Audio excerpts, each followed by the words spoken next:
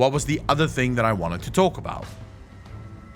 So before we started the stream, I saw some of you in chat talking about Vol'jin. Yeah? Who's Vol'jin? What is Vol'jin? Where is Vol'jin? So this is going to be spoilers for anyone that doesn't want spoilers. Now is the time to click away. Now is the time to sort of stop watching, because are you gone? Okay. I'm assuming that all of you that's watching wants and doesn't care about spoilers. Okay. Vol'jin is being set up right now as a new LOA. It's already been discussed. They're sort of so Bwonsamdi is making a deal with the Winter Queen in order to basically turn Vol'jin into a LOA.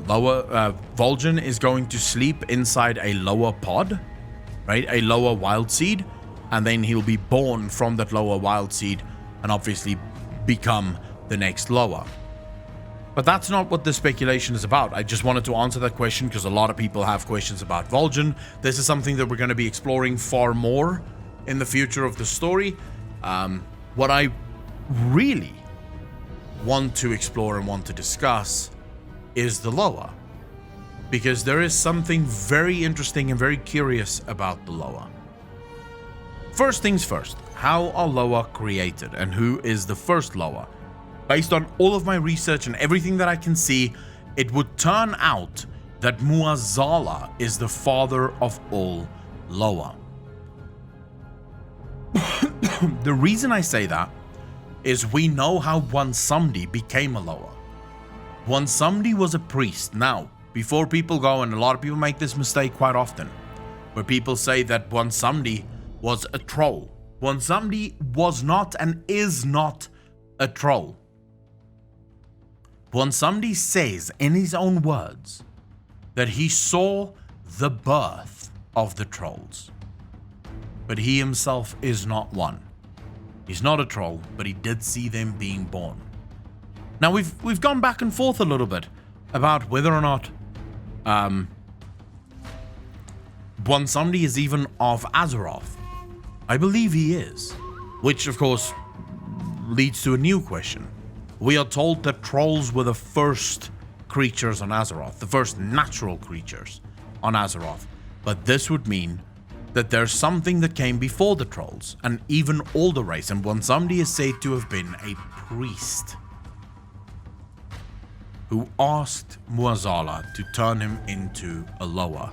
It was Mu'azzala that made Bwonsamdi a LOA after he was a priest. Well, high priest, but yeah, he was a priest of his people, right? I believe he was the high priest, but he was turned into a LOA after that. When somebody says he's not a troll, so everyone that's writing now, you know, it could be forest trolls, or it could be, you know, what's the other one? Wild trolls or anything like that. He says he's not a priest. He's not a troll. He wasn't a troll. So that leads me to believe that Mu'azzala may have been the first ever LOA. But here's the bigger fucking question. Where do LOA come from? So a lot of you think Ardenweald, right?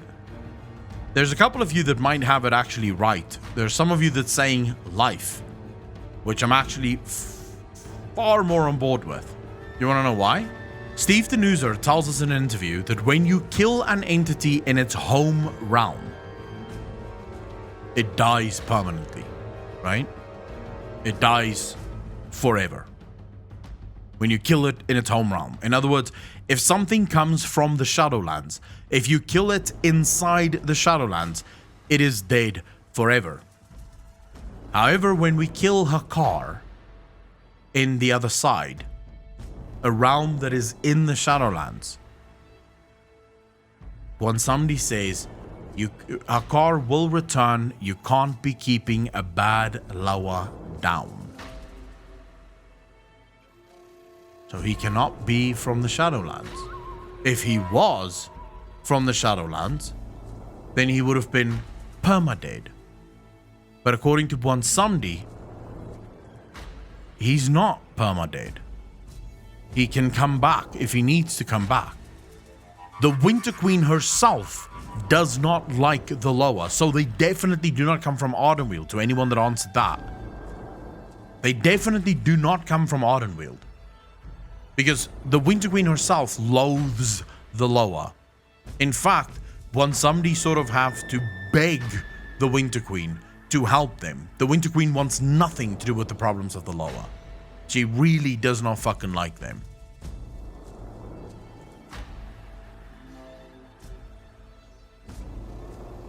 So they can't come from Ardenweald. They are simply using Ardenweald. They use the regenerative powers of Ardenweald in order to be reborn when they die. So what exactly is the Loa? Who exactly is Muazala? What exactly does he serve? And I think most of you are correct when you say life. I think you're correct. I genuinely believe that they serve life. They come from life. That does not mean that they can't also be death. Because remember, the Loa interfere with the natural order of things. That's another very interesting thing. Once somebody refused to send the trolls, the soul of the trolls that died, to the Shadowlands because the Shadowlands was broken.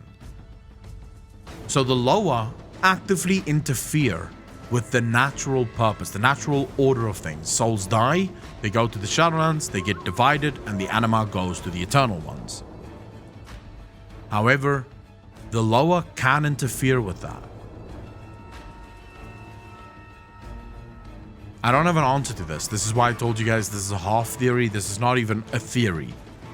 This is just a question. A question that's been bugging the living fuck out of me. What is the Loa? Because they don't fit in the Shadowlands. If they did, Hakar would now be permadead. He's not permadead. When somebody says he's not permadead. So what are they? And why are they in the Shadowlands? Are they even demigods? One mean dragon. Like, are they even? I'd love to get your thoughts on this, guys, because I have genuinely not a fucking clue. The visitors from the shells? Could they be closer related to the first ones, maybe?